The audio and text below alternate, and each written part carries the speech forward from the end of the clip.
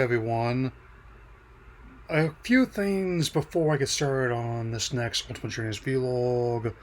I've got about 50 or so episodes to get through, including this one. And, and after this episode, due to the passing of Billy Comet, Ren and his other characters that he voiced were taken over by his colleague and friend Barrett Letty. And with that in mind, and I'm definitely going to be focusing on things that I know for sure I want to get done for this channel.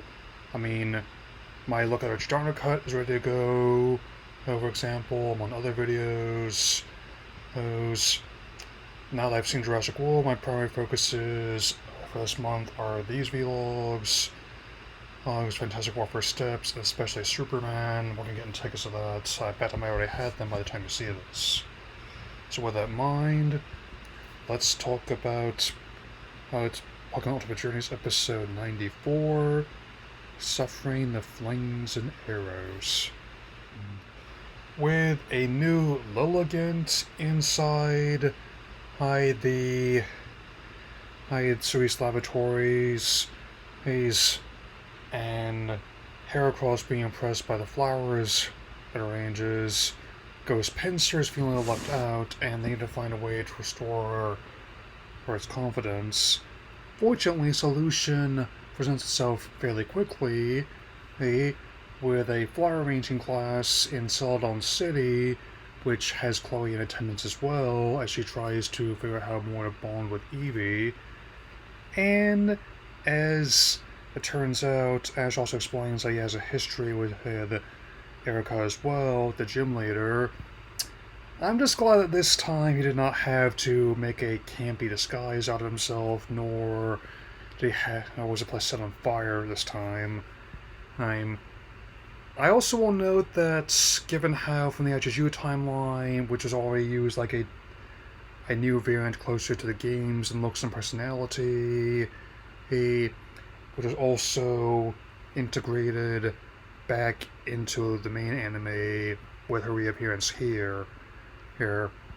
Not only is her outfit and hair pretty spot on from Let's Go Pikachu and Eevee, the most recent revisit as I record this, I'm not ruling out how that's another trip back, heck as in the cars on Switch 2,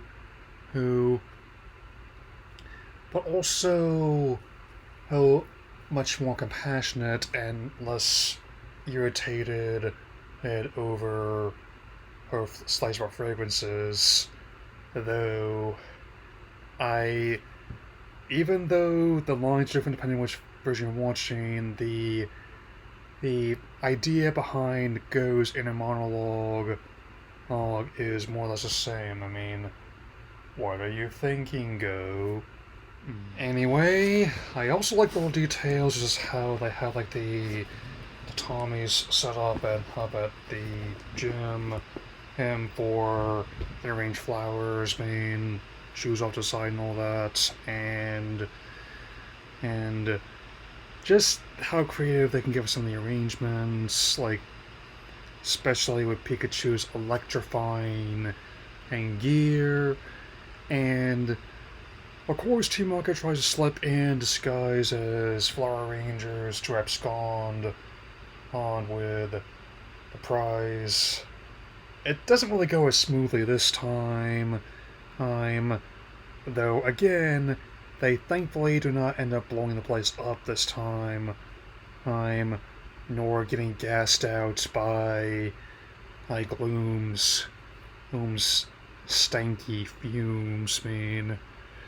The raw essence, as it were.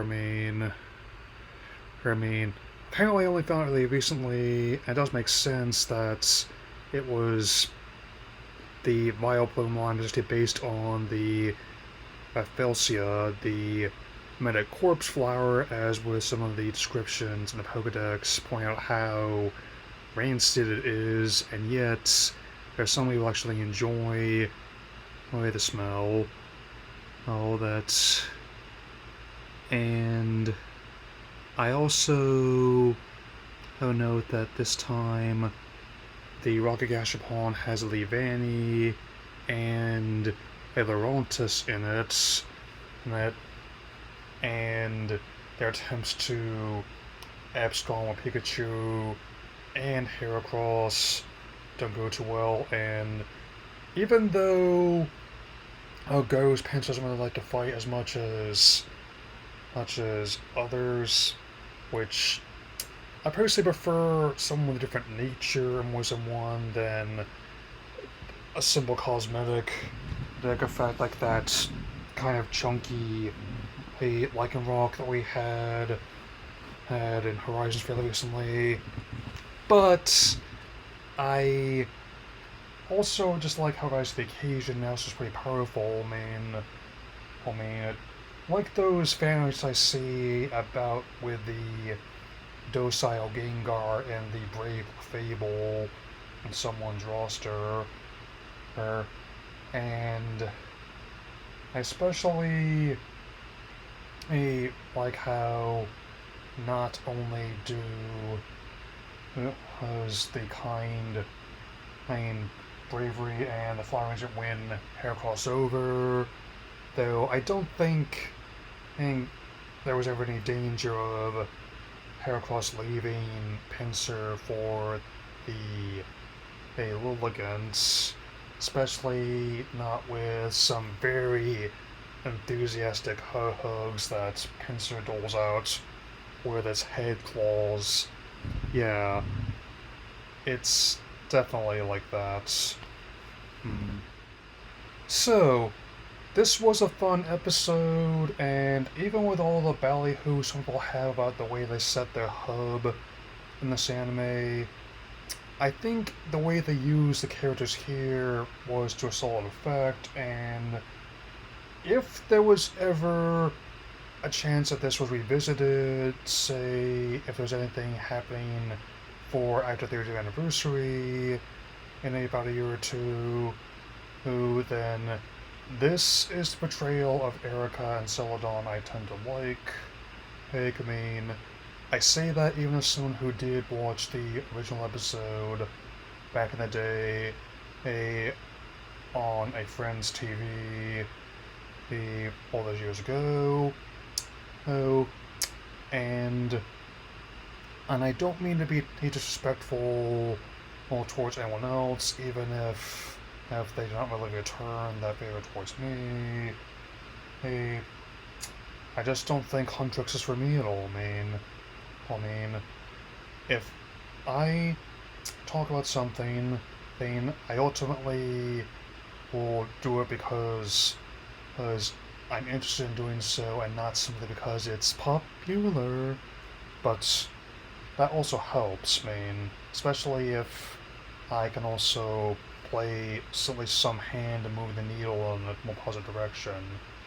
And I definitely have plenty more to say with Journeys, and as I previously stated, my plan for the remaining 50-ish episodes is to alternate between both scripted and unscripted videos for them,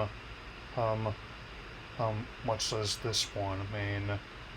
I especially am doing this because to have content ready to go whenever I actually finally get this last round of dentistry done.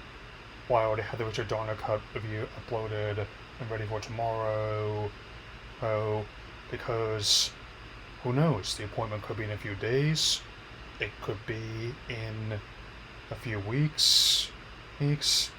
I just so long as it's not conflicting with anything else I've got going on. I'll say that much. And I will definitely cover Pokemon Presents in a couple weeks. No matter what my status is. That'll be all for now. And I will see you all again soon. So, seek out all Pokemon.